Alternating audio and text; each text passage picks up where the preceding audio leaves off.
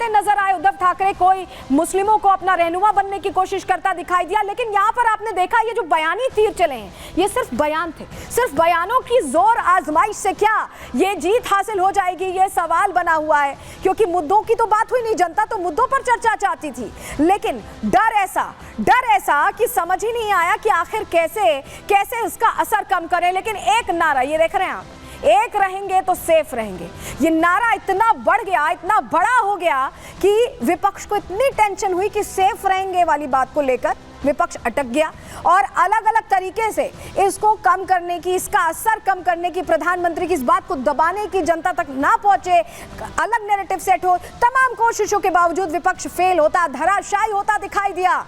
एक बार आपको सुनवाते हैं प्रधानमंत्री ने क्या कहा था। प्रधानमंत्री दरअसल 2047 तक जो विकसित भारत का सपना देखते हैं उसको लेकर उन्होंने जाति संप्रदायों से हटकर, धर्म से हटकर साथ रहने की बात की थी, सभी को एक रहने की बात की थी। यहाँ किसी जाति धर्म का कोई भी उन्होंने जिक्र नहीं किया था। लेकिन नैरेटिव जिसे जो समझना था उसने वैसे लिया, कांग्रेस ने अलग तरह से प्रेजेंट करने की भी कोशिश की। सुनवाते हैं आपको प्रधानमंत्री ने क्या कहा था। कोई अगर कह दें कि एक है तो सेफ है, तो ये लोग एक है तो सेफ है उसको भी गलत तरीके से परिभाषित करने में लगेंगे।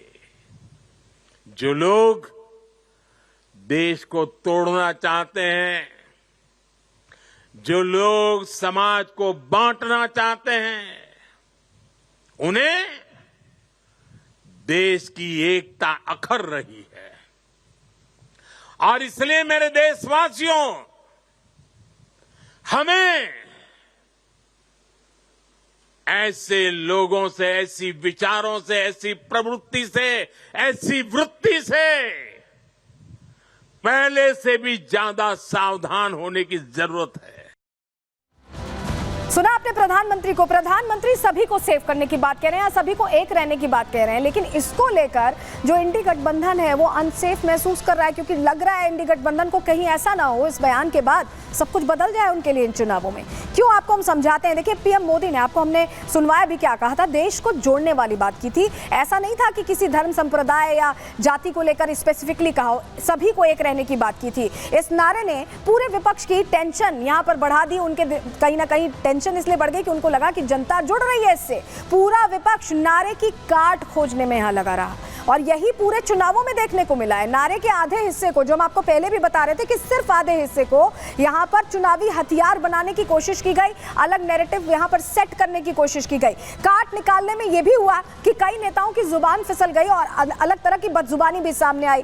कांग्रेस अध्यक्ष मल्लिकार्जुन खड़गे ने जो बयान, बेतुका बयान दिया था, आपको याद होगा, योगी को घेरने के चक्कर में उन्होंने भगवा समाज का ही, जो संत समाज है, उसका अपमान एक तरह से कर दिया। खड़गे के बयान से संत समाज नाराज हो गया था, क्योंकि भगवा को लेकर, गेरुए रंग को लेकर, जो हमारी परंपरा में सबसे अच्छा रंग माना जाता है, उसको लेकर कहीं ना कहीं प्रश्न खड़े किए गए थे। और नारे वाली लड़ाई बाद में बोलते बोलते आतंकी तक पहुंच गई।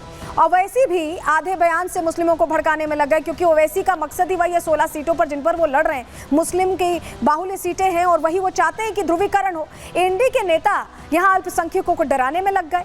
ये सारा नैरेटिव क्रिएट किया गया जिससे कि चुनावी फायदा मिल पाए, लेकिन चुनावी फायदा मिलता नहीं दिखाई दिया। लेकिन अब आपको बताते हैं, ये जो अनसेफ वाली फीलिंग आई, इसके बाद कैसे कैसे बयान इंडी गठबंधन के तमाम बड़े चेहरों से, या ये कहें विपक्ष के तमाम बड़े चेहरों की तरफ से दिए गए, कैसे अलग अलग राउंड्स में ये बयान दिए गए, सुनवा रहे हैं पहले आपको। बटेंगे तो कटेंगे, ये साधु का काम है, नाथपंथ का काम है। अगर ये काम कोई टेररिस्ट बोल सकता है, आप नहीं बोल सकते। तो आप सब संसार छोड़ के क्या बोलते, गेरुआ कपड़ा डाले, साधु संत बनने के लिए डाले। सुनो सुनो, अभी टाइम कितना है? हाँ, 15 मिनट है अभी। Very sorry, very sorry. 9:45 देखो, 9:45 कैंपेनिंग का टाइम 10 बजे, अभी 15 मिनट बाकी है। सुना आपने कैसे भड़काने वाले, देश तोड़ने वाले बयान सिर्फ इसलिए दे दिए गए क्योंकि एक बयान का काट नहीं मिल रहा था। और ऐसा लग रहा है कि विपक्ष के लिए इस तरह के बयान देना या इस तरह की सरगर्मी एक तरह से दिखाना महाराष्ट्र चुनाव में, ऐसा लगा कि सियासी मजबूरी बनती दिखाई दी, क्योंकि फायदा तो उन्हें चुनावों में चाहिए ही था। रिपोर्ट आपको इसी से जुड़ी दिखा रहे हैं।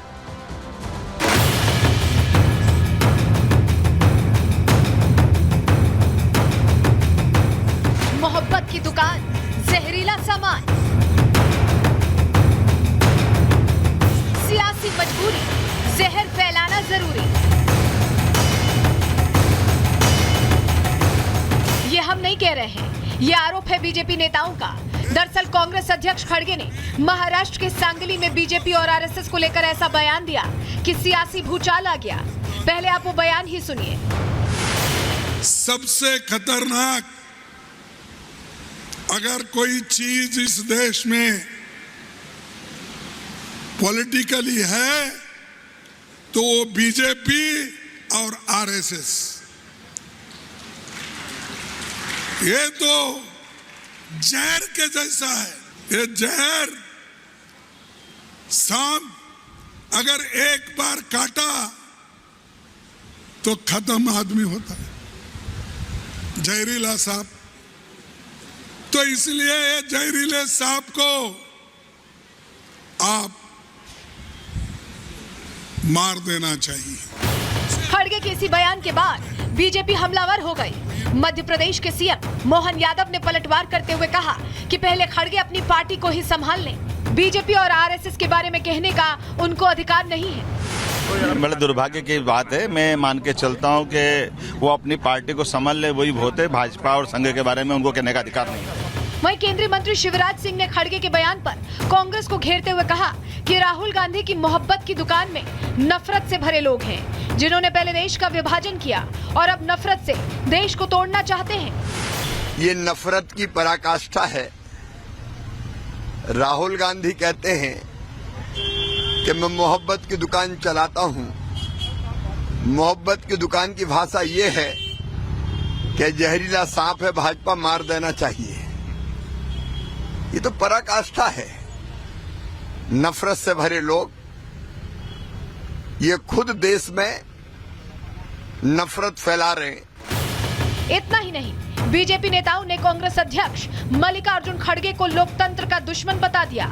आरोप लगाया कि खड़गे के पास कोई एजेंडा नहीं है, इसीलिए ऐसे बयान दे रहे हैं। क्योंकि ये भी अपने वंशवाद की जिम्मेदारी बढ़ाना में लगे हैं, इसलिए ये भाषा बोल रहे हैं। उम्र उनकी बहुत ज्यादा हो गई है, इसलिए कब क्या बोलते हैं, किस भाषा का उपयोग करते हैं, ये उन्हें याद भी नहीं रहता है। 140 करोड़ लोग जानते हैं कि आरएसएस क्या है। अब वो खड़गे जी की क्या स्थिति है, मुझे लगता है कि दुर्भाग्य है कि वो लगातार इस प्रकार की भाषा का उपयोग करते हैं। कांग्रेस पार्टी की जमीन में पूरी तरह से बोने लायक कुछ रह नहीं गया है, तो इसलिए जो है वो सांप, छछूंदर, घोड़ा, बैल, भैंस, पता नहीं क्या क्या कहते घूम रहे हैं। तो इसलिए मानसिक संतुलन ठीक करने के लिए मुझे लगता है कि किसी अच्छे मानसिक चिकित्सक को दिखाने की ज़रूरत है, क्योंकि इस तरह के बयान सामान्य रूप से व्यक्ति नहीं देता। बीजेपी नेताओं ने इस बयान को लेकर खड़गे की मानसिकता पर भी सवाल उठाए। ये मोहब्बत की दुकान है, ये शुरू से ऐसे रहे हैं। इंदिरा गांधी भी विपक्ष को कुचलने की बात करती थी, खड़गे साहब भी कुचलने की, मारने की बात कर रहे हैं। अगर पक्ष या विपक्ष आपस में राजनीति कर सकते हैं, बहस कर सकते हैं, ये मारने की, कुचलने की बात कब से होने लगी और किस प्रकार की भाषा इस्तेमाल कर रहे हैं? यही इनकी मानसिकता है। जनता ने जिन्हें चुना है तीसरी बार, उन्हें पॉइजनस स्नेक कहना और मारने की बात करना, मतलब हिंसा भड़काना चुनाव में, ये वही लोग हैं जो जनता को भी नहीं बख्शते, जनता को भी राक्षस कहते हैं। ये वो लोग हैं जिनके लिए एक रहेंगे, सेफ रहेंगे, सांप्रदायिक नारा है, पर मार देने की बात करना, वोट जिहाद की बात करना, सनातन समाप्ति की बात करना, हिंदू धर्म को और धोखा बोलना और रामचरितमानस को पोटेशियम साइनाइड बोलना, ये सारी बातें सेकुलर हैं। हालांकि कांग्रेस नेता हुसैन दलवाई खड़गे के बयान को सही बताने में लगे हैं। खड़गे साहब का कहना बिल्कुल बराबर है। इस देश में हिंदू मुसलमान दरार पैदा करने का, हर दफा द्वेष फैलाने का काम, क्रिश्चियनों के खिलाफ बोलने का, दलितों के खिलाफ बोलने का, ये हमेशा वो करते रहे हैं और मेरे ख्याल से खड़गे साहब ने बहुत अच्छी लाइन ली है।